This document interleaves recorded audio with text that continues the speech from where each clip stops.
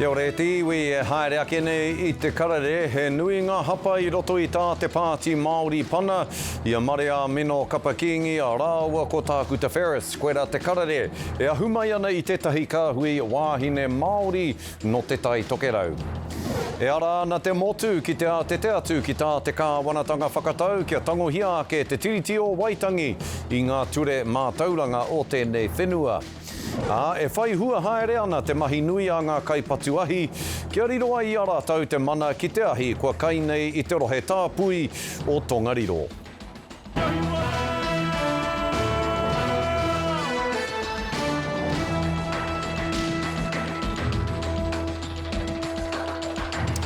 Nō reira, kei ngā whakawhitinga o te rā, kei ngā whakaaio I te whenua tēnā koutou katoa, nau mai anō ki te Karere.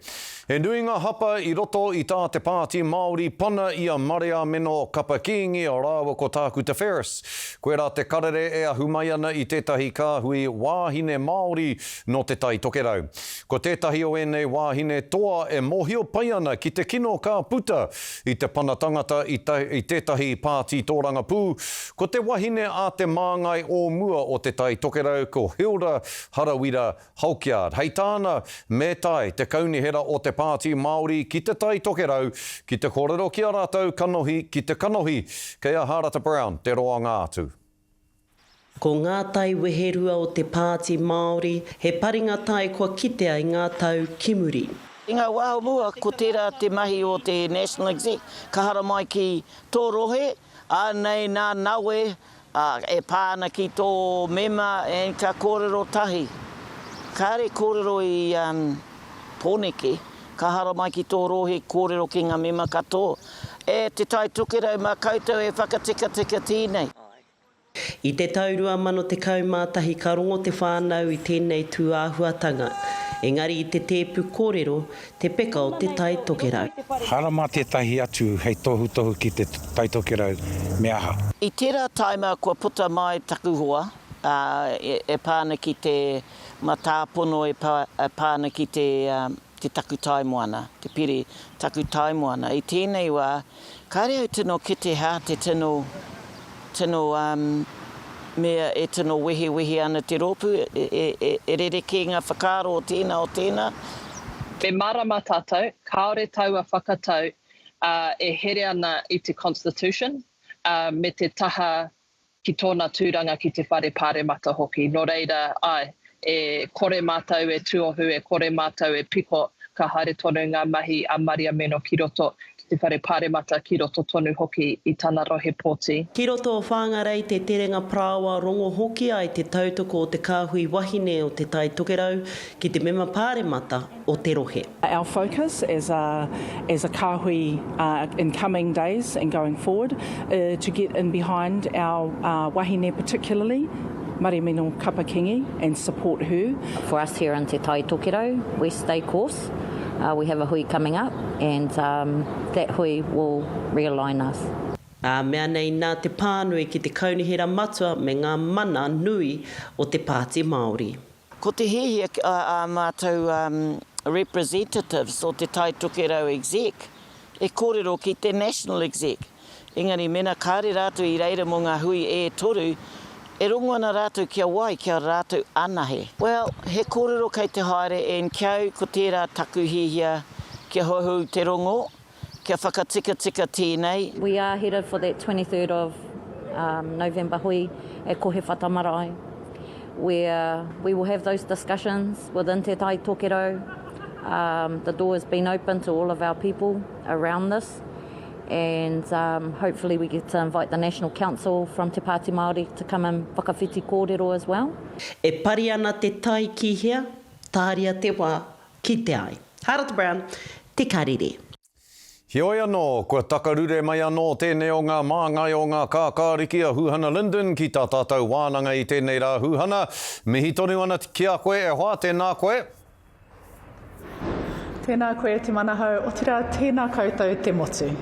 E mohi ana koe, he aha te pūtake o taku pātai tuatahi ki a koe, te Pāti Māori, me tā rātou pana i a Maria Meno, o rāua ko tākuta tuatahi. Ki o whakaaro kei te tika tērā whakatau, tuarua, ka raru rānei ngā wawata o ngā kākāriki mo te kōwhiringa pōti a tērā tau, i ēnei pahūtanga i roto i te Pāti Māori. Kia tika waku kōrero, e arohana ahau ki ngā tahataha katoa o tēnei raru i Anei ki roto i te Pāti Māori. Nō reira me tuku taku aroha ki taku whaia, anō ki te Pāti Māori. Mōku ake, me waku whakaaro, pāna ki te taha o te rōpū kākāriki ka tonu ki ngā mahi me ngā take o te wā. Pēnei au nei, me ngā mahi ki roto i te Tai Tokerau, he nui ngā pēhitanga me ngā taumahatanga ki runga i tō tāta iwi Māori. Me ēnei ture, e puta mai ana ki roto i te whare kāonatanga nei, e rawa ke tonu ana i te Tiriti o Waitangi. Nō reira koe a tā mātou aronga o te rōpū kākāriki. A hau hoki, he mōkai mo taku iwi, me te tonu ki ngā kaupapa maha, ngā kaupapa nui ki roto i te wikainga o te Tai Tokerau. E mahi nui ana koe i roto i tō rohe o te Tai Tokerau, engari ko koe hoki tētahi e whakataitai ana i te tūru tōranga pū o te Tai Tokerau. Nō reira he pēha nei te pā o tēnei panatanga i a Maria Meno, te kaipupuri i te tūru o te Tai Tokerau i tēnei wānei, kia koe? Kei te Pāti Māori tō rātou ake kaupapa, tō rātou ake kawa me te kāwenata hoki kia whakahaere i o rātou kaupapa. Pēnei mātou, rōpū kākāriki nei, he hononga anga mema pāre mata ki ngā mema o te Pāti. Nō reira ai, e arohana ahau ki taku whaia. Me te aroha hoki ki tō tātou rohe o te Tai Tokerau. Koe ahau e mahi kaha nei, mo te Tai Tokerau, kia puta mai ki roto i te whare pāre mata, kia ki ngā kaupapa maha o te wā. Me tuku aroha kia tātou te iwi Māori e hanga raru nei, e noho a pauri tonu ana i tēnei wā. Ka mutu huhana i au e mātakitaki ana i te pūrongo tuatahi o te rāne, ko tētahi o ngā hapanui o te Pāti Māori, ka area no rātou kia tai atu ki te Tai Tokerau, ki te kōrero ki ngā iwi o te Tai Tokerau, ngā iwi mana nui o te Tai Tokerau. Kanohi ki te kanohi e pāne ki a Maria Meno me te panatanga ona i te Pāti Māori. Hoi no, tēnā kaupapa, tēnā e hoa, kātahia no koe ka hoki mai i kānata, kōrero hia mai he aha te kaupapa i reira koe. Ai, haere ahau ki te taha o wakuhua mema pāre mata nei, nā te rōpū nahi nara rōpū reipa, me hau hoki, te kākāriki. Te whaiwhai haere i tētahi wāhi ako ki ngā whakahaeretanga, kāwanatanga ārohe, anō mo te motu o kānata. Me te rongo i ngā whakaaro a ngā mema tōranga pū iwi take nei. Ki ngā mana whakahaere ki roto i ngā rohe, ngā whakatau mō ngā tiriti maha ki roto kānata, me pēhea te hanga kaupapa here, me te hanga i ngā ture hoki, ārohe anō mo te moti whānui. Nō reira he tirohanga nui, he nui ngā kaupapa e rereke ana ki tā Aotearoa, engari moku ake hihia ki te hoki. Me te mauria wetahi o ngā māngai a iwi a hapu ki te whakarongo kia ako i o rātou kaupapa nui ki ngā iwi take o kānata. Ka pai, me hoki koe, me tahi o ngā kanohi o te ao Māori, ka mutu mā te kāwanatanga te utu e pīkau mo te hoki ngā tuki reira. Ka ti hae hoa, kaupapa nui tai ore ka tūki Waitangi a ēnei rangi whakatānei, he hanga whakamārama mo tērā. Ai, hei tēnei wikene ka hoki mai te waka haurua o te hukulea ki runga i a Waitangi. Me te mihi nui ki te marae o te tī Waitangi me te iwi kāinga mo tēnei hui whakahirahira mo te Tai Tokerau, engari mo te iwi whānui. He rā maumahara mō te whā te koutou I te taitanga mai tuatahi o te hukulea ki roto Aotearoa. Me te mihi nui ki ngā waka haurua motu nei e haere mai ana I tēnei wā tonu pēnei I Ngāti Tuarangatira ki te ahau ka haere mai tō rātou waka haurua ki roto I a Waitangi. Nō reira hei te praere e tū mai nei ko te pōwhiri ka tīmata anō ngā kaupapa maumahara me te haere ki runga I te motu o Moturoa ki te taha o Matu Clendon o Patukeha Ngāti Kuta hoki. Ka mau te wehi rawe tēnā kōrero huhana, tēnā koe. Mihi nui ana ki a koe I tō whakamārama mai, I tō pānui mai, tēnā kaupapa ki roto o Waitangi, hei ēnei arangi whakatānei, kaupapa whakahirahira tēnā. Mihi ana ki a koe huhana, kāre kore, ka tai atu a te karere ki te whakāhua I te kaupapa. Ka mihi ki a koe huhana I tō whakai mai ki te kōrero ki a te karere I tēnei rānei, tēnā koe e hoa. Tēnā koe, tēnā tātou katoa.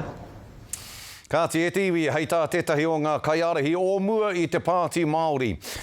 Tirohanga kanohi nei, he kino tā te Pāti Māori pana I ngā mema erua o te Pāti I mua I tā rātou huitahi ki te kāhui a rangatira āiwi I tōna tikanga ka tū a pōpō. E mārama pū ana tātou I nei, kua panaia a tākuta Ferris rāwa ko Maria Mino kapakingi I te Pāti Māori. Hei tā ngā kaiarehi o te wāne I takahi te tokoruara I te tāhuhu Tūrei a te Pāti. Engari, hei tā kapakingi a rāwa ko Ferris ka tohe atu rāua ki tēnei panatanga. Hei tā te ururo flevo ko tētahi hapa nui, kāore e rātu mema o te Pāti I whakamohio ti atu I mua I te panatanga, kāre hoki ngā kaiarahi e tuku mai ana I ngā āmikitanga. Nā te aha pū a kapakingi a rāwa ko Ferris I panai atu ai. Let's get back to kotaitanga, let's get back to consensus decision-making, which was the pillar of the Māori Party back in our day, where it was required that you talk stuff through to the end to try and make sure that you get some kotaitanga amongst the parties, and on the face of it, it's not happening. Hei tā flevo, ko te huanui ka puta I tēnei panatanga, ko te kino ke atu o te tōtara wāhi ruatanga I roto I te Pāti, I roto anō hoki I te hapori. Nā, e ara ana te motu ki te te atu ki tā te kāwanatanga whakatau kia tangohia ake te tiriti o Waitangi I ngā ture mātauranga o tēnei whenua. Hei tā ngā kaiarahi āiwi me ngā kaiarahi I ngā rōpū mātauranga o te motu. Kei te ti hai ke tēnei whakatau I te tūwā papa o te pūnaha kura e tauawhi ana I te katoa. E tono taikaha nei rātau I te kāwanatanga kia whakakorengia I nei atonu nei. Anei a te o Kiwa McLean. Karawhiti taua ana te kāhui rangatira āiwi, te ranga I mātauranga me te hia mano kaia ko iwi hoki, ki te whakamānu I te petihana e pūmau tonua I te mana o te tiriti, ki roto I ngā kura. Koinei te mamai, koinei te tino pāpauri o taku ngākau.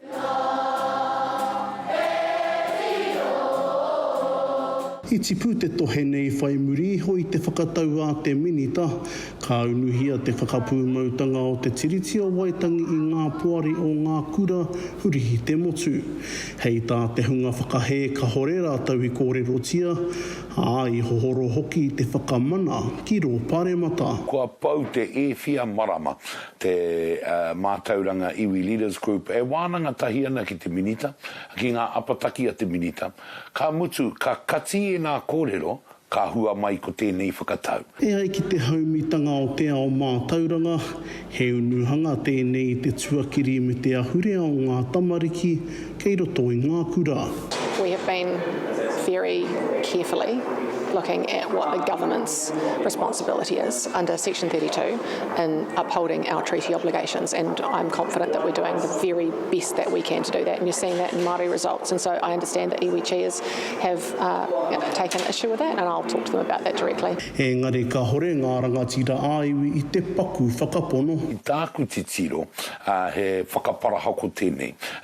Aha kua pewhea te kōrero a te Māori, aha kua pewhea te kōrero a ngā tumuaki, a ngā kaiako I roto I ngā kura, te aro mai ai tēnei kāwanatanga ki ngā hia me ngā tūmanako o te hunga.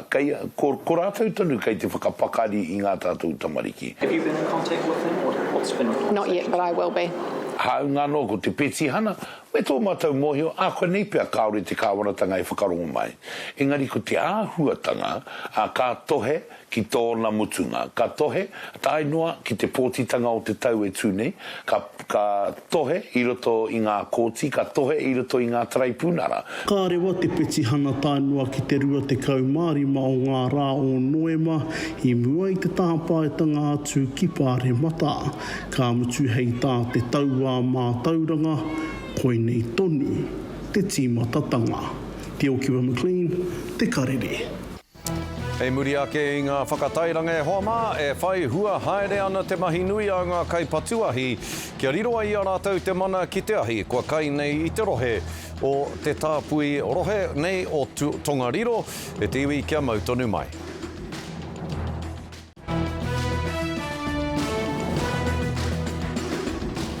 Hoki mai anō ki te Karere, e whai hua haere ana te mahi nui a ngā kai patuahi, kia riroa i a rātou te mana ki te ahi, kua kai nei i te neke atu i te 2,800 heketea whenua i te rohe tāpui o Tongariro. Hei tā te ratonga patuahi kua waimari e rātou i te ua e tāmi haere nei i te horapa haeretanga o te ahi i tēnei wā. Engari aha kua tērā, e rua te kau ōrau noiho o te ahi nei, kei raro iho i te mana whakahaere o ngā kai patuahi. Kua mutu rā te whawhai a mahuika, heoi, ko te timatanga kē mai o te mōhio ki te kino o tōna mahi, ki te kanorau koe ora, me te whenua. You know, it's a sad time, but it's also a time for restoration and renewal. Ka mate tete, kara mai tete as one goes, another one comes to replace. I Wāhanga i te aneatanga e tū tonu ana tētahi tohu kaha. Ko te pai whenua tapu i whakare waina i te rātau hei whakanui i a te ririo. Me te whakapapa o Ngāti tū wharetoa e tū tonu ana. Kua wera, engari kaore i whati.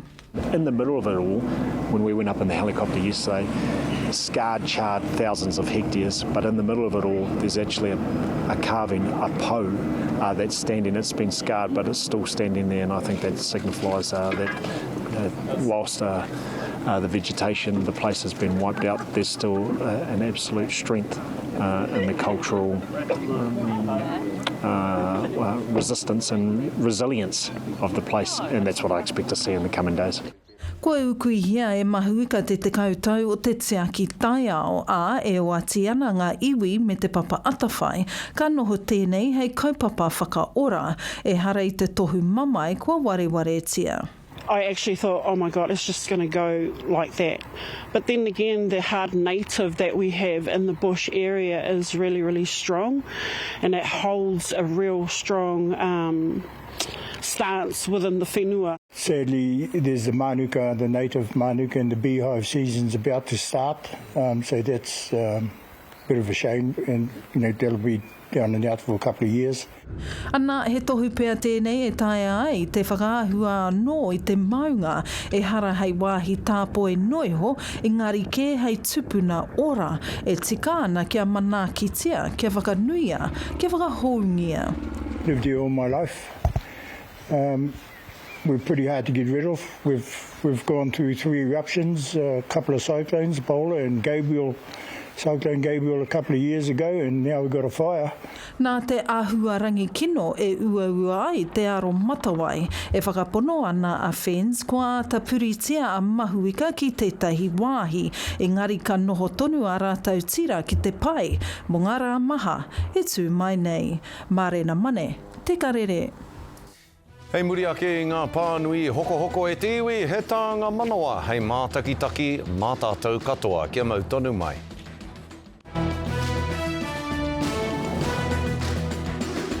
E te iwi i tēnei rā, ko tahi tau ki muri, ka tū te hīkoi mō te tiriti. I tīmata i te Tai Tokerau, tai noa atu ki te whare pāremata. Ko te pūtake o tēnei hīkoi, ko te whakahe i tā te kāwanatanga raweke i ngā mātā pono o te tiriti o Waitangi i roto i tā rātou pire hou. Anei tā mātou pūrongo, ko tahi tau ki muri nei, ia te Okiwa McLean. Tēnei te tira hou, tēnei te haramai nei. Iri totoa ngā tapuai o te mā tinitini ki Pāre Mata. Te nuinga o te haukāinga kua hara mai ki te tautoko i tēnei hikoe, ko te tautoko o te mana whenua he whakatau i te hikoe. Mai te tari matua o te puni kōkiri i kōkirikiri whakamua ai te ariki nui kuini ngā wai hono i te pō, hei haumi i te hikoe.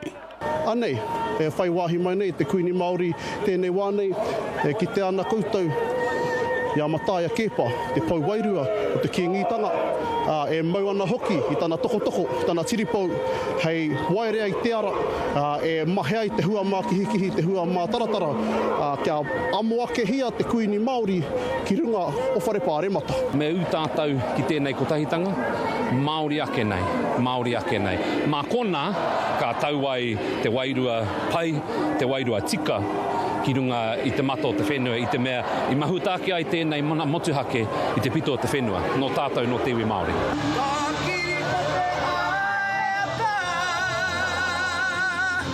Puta ana te tangata ko io i te angarai ona kia ki te atu mata nuitia. Look, I'm very grateful for people's support, and together we are taking the treaty to a place where everyone owns the constitutional future of this country, not just a minority of self-appointed experts. Mā atua rā whangakau ana ngā mema Pāre Mata kia tai atu te mauri o te hikoe ki te whare miere. Moe ana kei te rongorongo mātou i ngā kōrero kei te iti, kei te ngutu o titi me te rahi, me te mea nei ka whakahe te rōpu kahurangi i tēnei pere me tōna haere. I understand why Māori are very distrustful of this government and the government as a whole, given New Zealand's history. I think we're better. I think we can do better. Me te hapaoro ana te reo o hana rāwhiti hei waha i ngā whakaaro o tana iwi Māori whānui tonu. The world is watching us here, not because of the system, not because of the rules, but because we haka. And my nana hana who came here and delivered the reo for the Petition, her grandkid was able to speak her reo fluently and come and suck it to them. Ko ngā reo o te makiu tāngata e haunei ki ngā haue whā o te motu.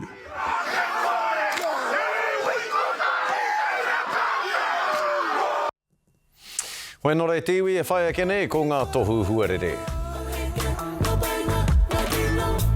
He ao takiru atau utu. Kei po hei pakanganga. Te tiriti moe tangi whakaputanga. Ka te tiwi koe nā ngā kohinga kōrero a te Karere i tēnei rā, e mihi ana ka ki te anō i a koutou katoa. I tēnei haora pōpō, kia ora tātou katoa, tūrou, Hawaiki.